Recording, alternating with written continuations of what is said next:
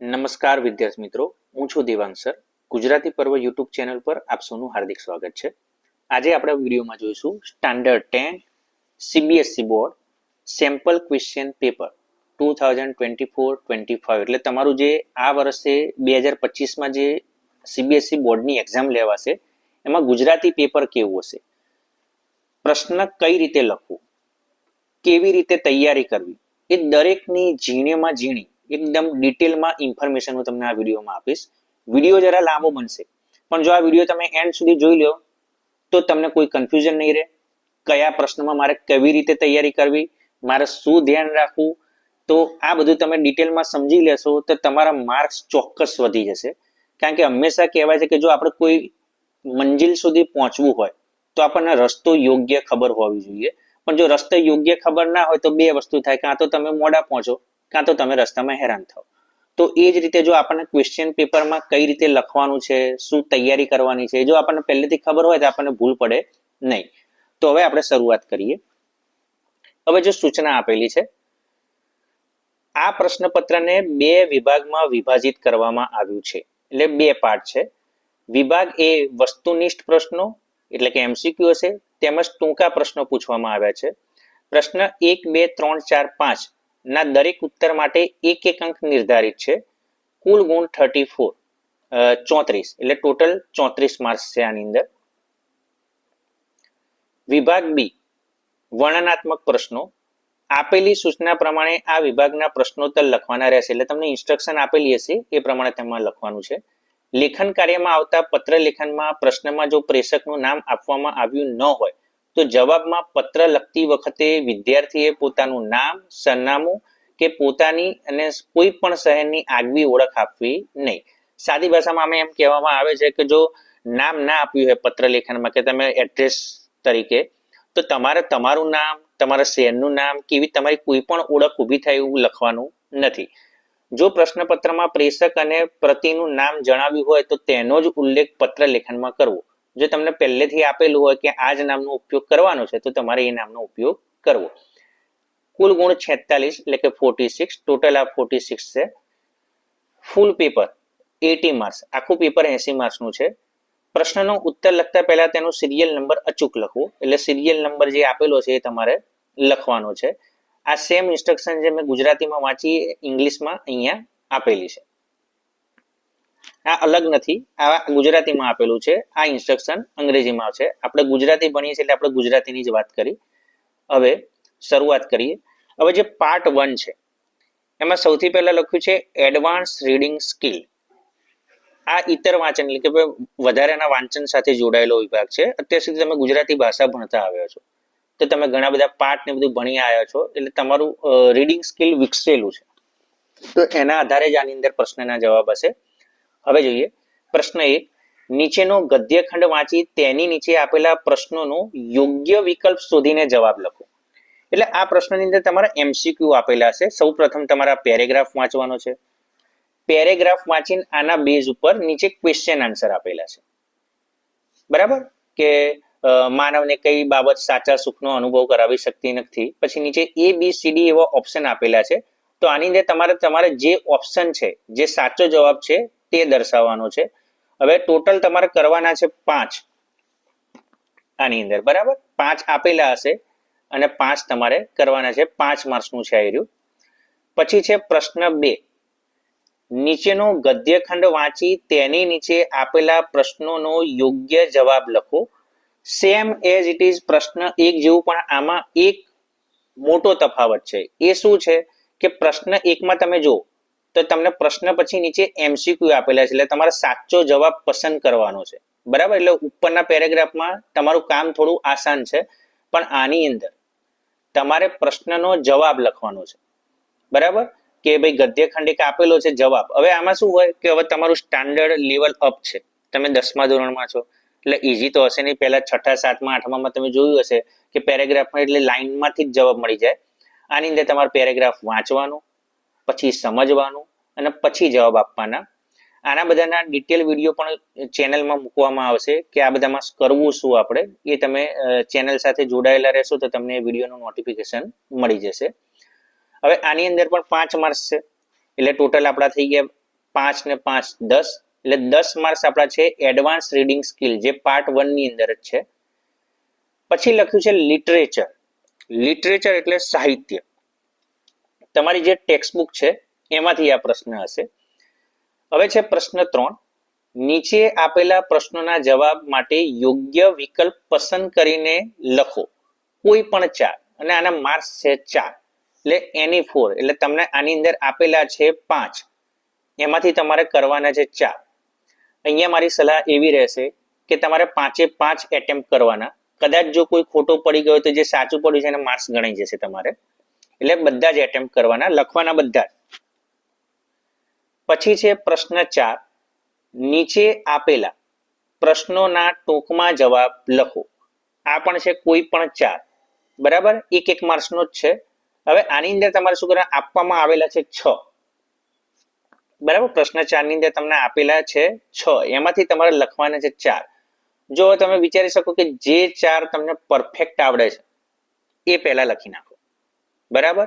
બીજા 2 પણ હું સલાહ એવી આપીશ કે જો આવડતા હોય તો લખી જ નાખો, કારણ કે બાય ચાન્સ કદાચ કોઈ પ્રશ્નમાં આપણને ભૂલ પડી અને એ માર્ક્સ કપાઈ ગયા તો કદાચ નીચેનો સાચો છે તો આપણને માર્ક્સ મળી જાય, બરાબર. એટલે આ જે રોકડિયા માર્ક્સ કહેવાય છે એમાં આપણે બધા એટેમ્પ કરીએ તો સારું રહેશે. પણ જો સમય ના રહેતો હોય તમને એમ લાગતું હોય કે ભાઈ મને 4 જે મેં લખ્યા છે પરફેક્ટ છે, 100% હું શ્યોર છું, તો પછી તમારે લખવાની જરૂર નથી. પણ ક્યાંય પણ કન્ફ્યુઝન થાય તો બધા તમે લખી દેશો એ સારું રહેશે, બરાબર. એટલે આપણું લિટરેચર વિભાગ છે એ ટોટલ થઈ ગયો 4 ને 4, એ ટોટલ થઈ ગયા 8 માર્ક્સ થઈ ગયા આપણા લિટરેચરના. હવે આપણે જોઈએ આગળ એપ્લાઇડ ગ્રામર છે. એપ્લાઇડ ગ્રામર એટલે અહીંયા તમારે ગ્રામર સેક્શન આવશે. ગ્રામર સેક્શનમાં શું છે આપણે કે તમે જે ગ્રામર લખશો બરાબર, તો આ ગ્રામરની અંદર તમે જે ટેક્સ્ટ બુક તમારે આપેલી છે એમાંથી જ આ પ્રશ્ન પૂછવામાં આવશે, બહારથી કશું પૂછવામાં આવશે નહીં. એટલે હવે આપણે જોઈએ પ્રશ્ન 5. સૂચના પ્રમાણે નીચેના પ્રશ્નોના યોગ્ય વિકલ્પ શોધીને જવાબ લખો. હવે જો આ તમે પ્રશ્ન જોશો તો તમને ધ્યાન આવશે કે આ જે પ્રશ્ન 5 આપ્યો છે એમાં બધા રૂઢિપ્રયોગ છે. જો હવે આની અંદર તમારે વાંચવું શું, તો જો તમે ટેક્સ્ટ બુક ખોલશો એટલે કોઈ પણ પાઠ પતે છે એની નીચે શબ્દાર્થ, સમાનાર્થી, તળપદા શબ્દો, રૂઢિપ્રયોગ એ બધું આપેલું જ છે, બરાબર. હવે રૂઢિપ્રયોગ આપણને ખબર છે હંમેશા પાઠમાં જ હોય, બરાબર. મોટા ભાગે શેમાં હોય, પાઠમાં હોય, કાવ્યમાં રૂઢિપ્રયોગ વપરાય નહીં. એટલે દરેક પાઠની પાછળ જે આપેલા છે એ તમારે તૈયાર કરી નાખવા. તો આ રોકડિયા માર્ક્સ છે, આની અંદર ભૂલ થાય ને. આની પણ હું સલાહ આપીશ કે 5 તમારે લખી નાખવાના. કદાચ બાય ચાન્સ કોઈ ખોટું પડે છે તો આપણા માર્ક્સ આવી જાય. આના માર્ક્સ છે 4. એટલે તમારે વાંચવાનું શું કીધું મેં કે તમારે વાંચવાનું છે ટેક્સ્ટ બુક. ટેક્સ્ટ બુકની પાછળ જે આપેલું છે તે. ક્લિયર? હવે આગળ જોઈએ આપણે પ્રશ્ન 6. નીચે આપેલા શબ્દ સમૂહ માટે એક શબ્દ લખો. આ પણ છે કોઈ પણ 4 શબ્દ સમૂહ માટે, અને એઝ ઇટ ઇઝ એક વધારાનો આપેલો છે તમને.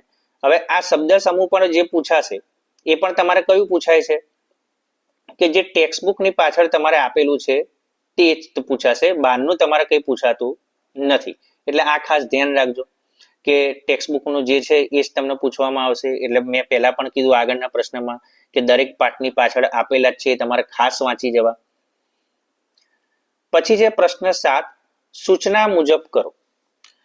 હવે જો અહીંયા ધ્યાન આપજો, સૂચના મુજબ એટલે તમને ઇન્સ્ટ્રક્શન આપેલું છે અને ઇન્સ્ટ્રક્શન પ્રમાણે તમારે કામ કરવાનું છે, બરાબર. હવે જો પ્રથમ, પહેલું અને બીજું, આ જે પહેલું બીજું છે એ શું છે, તમારે સમાનાર્થી શબ્દ આપવાનો છે. એક વર્ડ તમને આપેલો હશે, એક સાચો આની અંદર આપેલો છે, તે તમારે લખવાનો છે. ત્યાર પછી ફેર ક્યાં પડશે તમારે, આ ત્રીજું અને ત્રીજામાં સમાનાર્થી શબ્દ, આમાં પેર આપેલી છે. સમાનાર્થી શબ્દ છે પણ પેર છે. આમાં આગળના 2 પ્રશ્નમાં શું હતું કે એક જ વર્ડ હતો અને એનો એક જ મિનિંગ હતો. આમાં પેર એટલે બંનેનો અર્થ યોગ્ય થવો જોઈએ, એ જ સાચો જવાબ આવશે. પછી ચોથું અને પાંચમું, એમાં વિરોધી શબ્દની પેર છે, એટલે કે તમારે ઓપોઝિટ વર્ડ એની જે પેર છે એ લખવાની છે. આ પણ એઝ ઇટ ઇઝ ટેક્સ્ટ બુકની પાછળ જે આપેલું છે એ તમારે વાંચી જવાનું છે. એટલે જો આપણે ટોટલ જોવા જઈએ તો આ એપ્લાયડ ગ્રામર છે આપણું, એ ટોટલ આપણું 60 માર્ક્સનું છે. બરાબર. હવે જો આ 60 માર્ક્સ એકદમ રોકડિયા છે. હવે જો ટેક્સ્ટ બુકની પાછળ આપેલા તમે સમાનાર્થી, વિરોધાર્થી ને બધું છે એ કડકડાટ તમે તૈયાર કરી નાખશો ને તો તમારા આ ક્વેશ્ચનમાં કોઈ પણ જાતની તકલીફ નહીં રહે અને 16 માંથી એક પણ માર્ક્સ કપાશે નહીં. એટલે હું સલાહ આપીશ કે આ ટેક્સ્ટ બુકની પાછળ જે આપેલું છે તમે કડકડાટ તૈયાર કરી નાખો, કોઈ ભૂલ પડશે નહીં. હવે છે પ્રશ્ન 8, સૂચના મુજબ જવાબ આપો. હવે આમાં પણ કોઈ પણ 4 છે. હવે જો, હવે આમાં કેવું છે, આ જે પહેલો અને બીજો પ્રશ્ન છે એ થોડુંક તમારે વાંચીને સમજવું પડશે. એનું કારણ તમને કહું. હવે જો પૂછ્યું છે કયું વાક્ય ભાષાકીય રીતે સાચું છે. હવે તમે જોશો જો તો ઓપ્શન એ, મહેનત કરશો તો સુખી થશો. ઓપ્શન સી, મહેનત કરશો તો સુખી થશો. પહેલી નજરે તમને એમ લાગશે હારું બે સરખું જ છે, તો આની અંદર ઓપ્શન ડી એવો કેમ નથી આપ્યો કે એ અને સી સાચું. પણ જો ધ્યાનથી જોશો ને તો તમને ખબર પડશે કે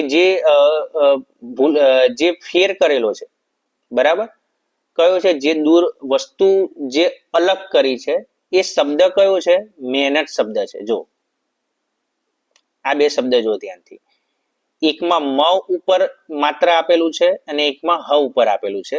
તો આમાં આપણું સાચું આન્સર તમે જો પહેલેથી ભણી લાયા હોય અને પરફેક્ટ તમને યાદ હોય તો આપણને ખબર પડી જાય કે આ એ વાળો સાચો આન્સર છે. મહેનત, આપણે મહેનત નથી બોલતા, શું બોલીએ છીએ, મહેનત કરશો તો, સોરી બેટા, સી, મહેનત કરશો તો સુખી થશો. સાચો આન્સર કયો છે આમાં, સી. આપણે મહેનત નથી બોલતા, મહેનત બોલીએ છીએ. એટલે આની અંદર આવું ડિટેલમાં ધ્યાન આપવાનું છે. સેમ એઝ ઇટ ઇઝ બીજા નંબરનું પણ એવું જ હશે, કયું વાક્ય ભાષાકીય રીતે સાચું છે. આની અંદર પણ તમે જુઓ તો તમને લાગશે કે બે વસ્તુ સેમ લાગતી હશે. જો એક આ છે, એ આન્સર છે, બગીચા આગળ દુકાન છે, અને એક આ ડી છે. આ પણ તમને સેમ લાગતું હશે કે બગીચા આગળ દુકાન છે અને બગીચા આગળ દુકાન છે. આ તો પહેલી નજરે તમને કઈ ખબર જ નહીં પડે કે આમાં શું કરવું. પણ જો ધ્યાનથી તમે જુઓ આની અંદર એક વસ્તુ કે જોડણી ફેર છે. જો એક આ આગળ અને એક આગળ. હવે આપણને ખબર છે કે સાચું આગળ આ છે એટલે આનો આન્સર ડી છે.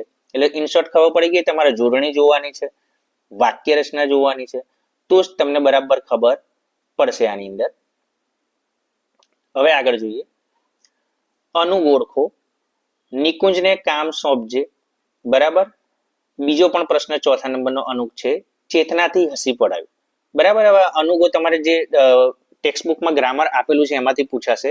આનો ડિટેલમાં વિડીયો ચેનલ પર મૂકવામાં આવશે કે અનુગ ઓળખવા માટે શું કરવું, કયા અમુક કીવર્ડ છે કે જેનાથી તમે અનુગ ઓળખી શકો. તો એ વિડીયો જ્યારે અપલોડ થશે ત્યારે તમે જોઈ લેજો, કારણ કે આ થોડો વધારે સમય માગી લે એવો વિભાગ છે, એટલે એના વિશે હું તમને ડિટેલમાં સમજાવીશ.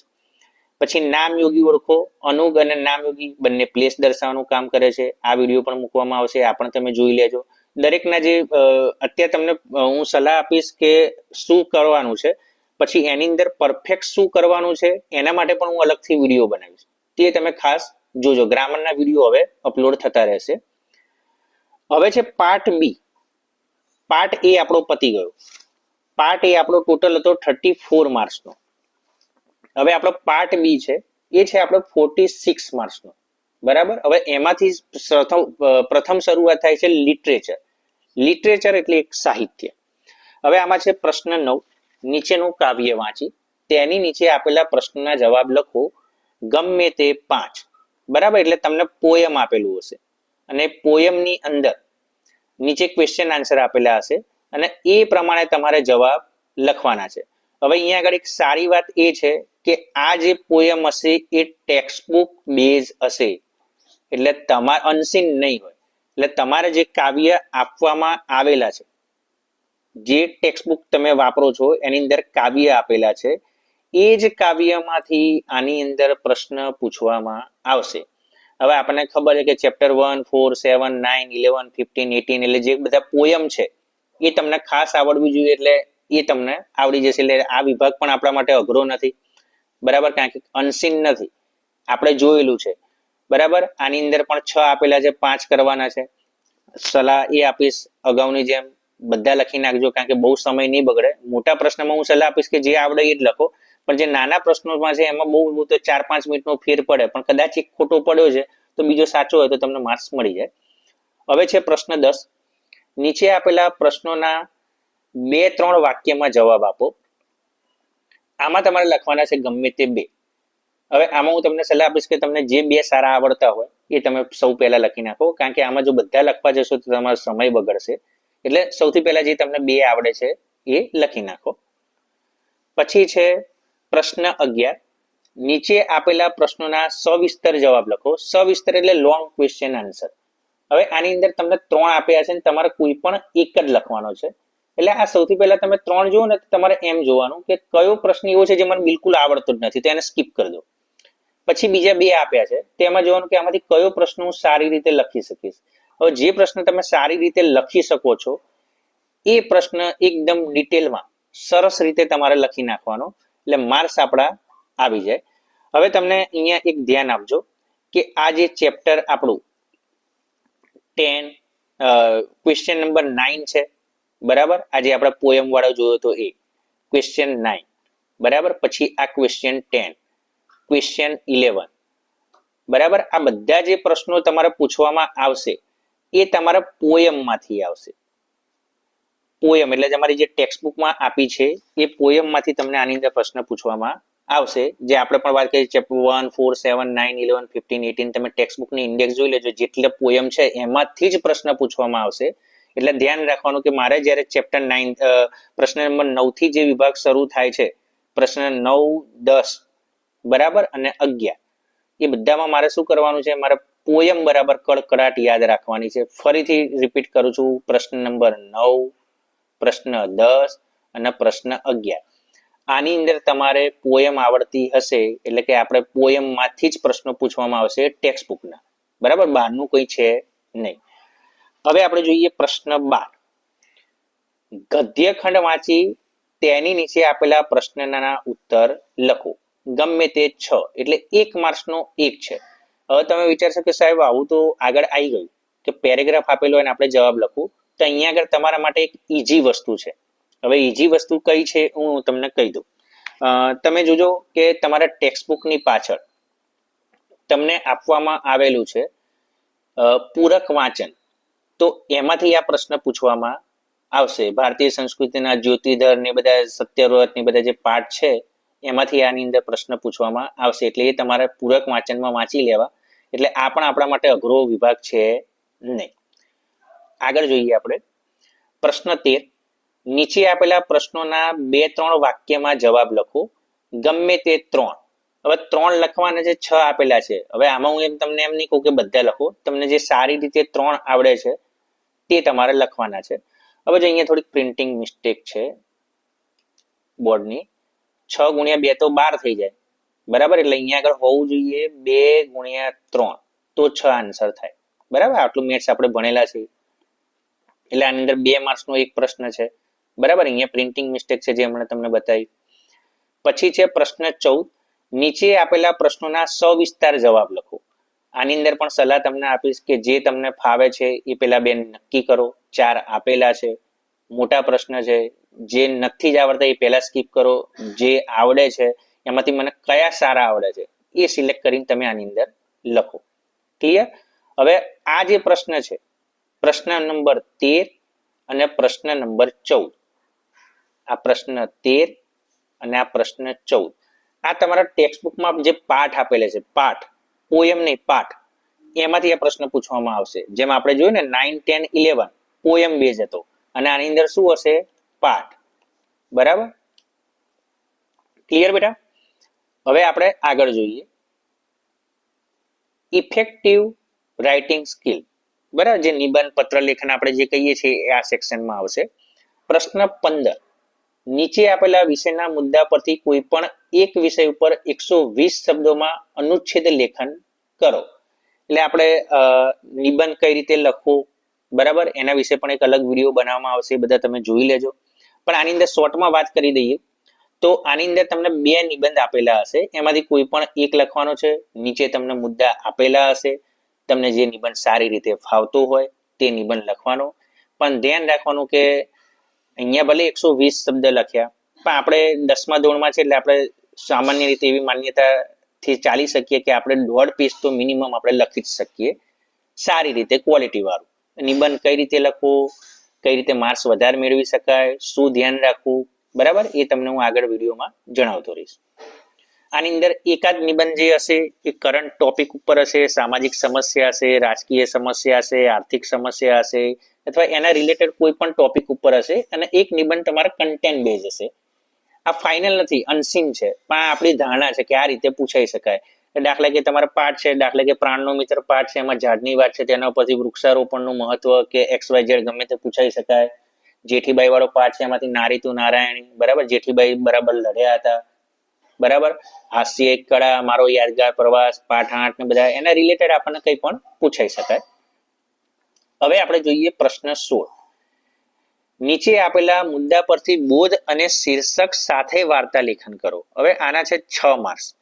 હવે વાર્તા તમે ધોરણ 6 થી ભણતા આવ્યા છો ને લખતા આવ્યા છો, બરાબર, એટલે આ બહુ ડિફિકલ્ટ વિભાગ નથી. આની અંદર મુદ્દા તમને આપેલા જ છે. ખાલી શરૂ છે, તમે જુઓ કે નાના હતા ત્યારે તમે સાદી ભાષામાં તમને એકદમ એક્ઝામ્પલ એવા એકદમ નાના જ આપું છું. તમે કાર્ટૂન જોતા હતા, બરાબર, હજુ પણ ઘણા જોતા હશે. તેમાં જો કે સ્ટોરીને રસપ્રદ બનાવવામાં આવે, સાંભળવી ગમે, કોઈ વાંચે તો પણ એને પણ મજા આવે. તો આપણી વાર્તાની અંદર આપણે કોઈ પણ નગરનું નામ કે એવું કંઈ આપણે આપી શકીએ, ડિટેલની અંદર વર્ણન કરી શકીએ, અંદર બધા ઉદ્ગાર ચિહ્ન, અલ્પવિરામ વગેરેનો ઉપયોગ કરીને આકર્ષક બનાવી શકીએ.